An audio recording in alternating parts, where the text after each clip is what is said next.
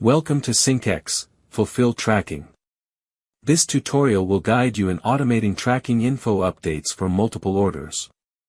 Click Get Started, choose a source type. For this example, select Start Blank and choose Upload File as the source type. Click Next to continue for mapping and configuration. You can download a sample file as a reference. Map the order name equals prefix plus order number, example number 1108. Column index equals 0 and tracking number, column index equals 1. For partial fulfillment, specify the SKU and quantity. If not needed, click Next to Advanced Settings. By default, orders are filtered by paid, and partially refunded statuses.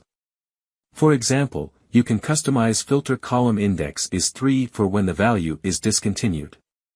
Next, you can update order info. Can change financial status to paid, close or archive. It required extra credits per order updated. File format, if there is a different column separator, you might change here. Order duration, you may set the order duration options since 14 or 30 or 90 or 180 days ago.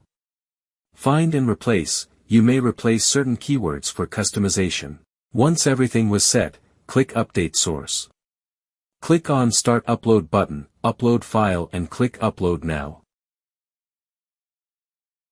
Result will be shown in recent activity. Thank you for using syncX, Fulfill Tracking.